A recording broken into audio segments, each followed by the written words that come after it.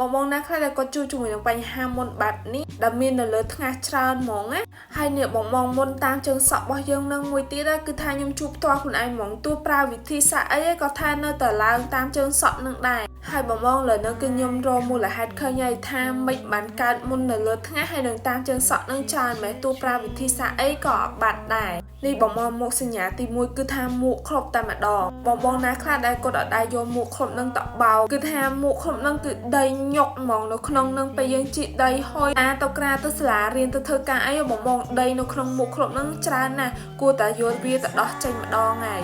ហើយទី2នោះការកក់សក់មកបងបងណាដែលគាត់ថាលុបមុខឲ្យមិនកក់សក់ខ្លះគឺអត់កើតទេបងបងនេះឯងគឺជាបញ្ហាបងបងគួរតែកក់សក់ឲ្យចាំបងបងដោះថ្មិញលុបមុខអានឹងបានល្អវិញបងបងហើយបងបងមុនលុបមុខគួរតែលាងដៃនឹងសាប៊ូឲ្យស្អាតសិនព្រោះអីដៃយើងអត់ដឹងថាយកទៅប៉ះអីគេខ្លះទេគួរតែលាងដៃខ្លួនឯងឲ្យស្អាតសិនចាំយកមកប៉ះលើផ្ទៃមុខរបស់យើងរឿងទាំងអស់នោះគឺថាខ្ញុំចូលផ្ទាល់ដល់ខ្លួនឯងចឹងហើយខ្ញុំយកមកចែករំលែកបងបងឲ្យបានដឹងចឹងបងបងណាដែលគាត់មានបញ្ហាហ្នឹងអាចយកទៅធ្វើបានណា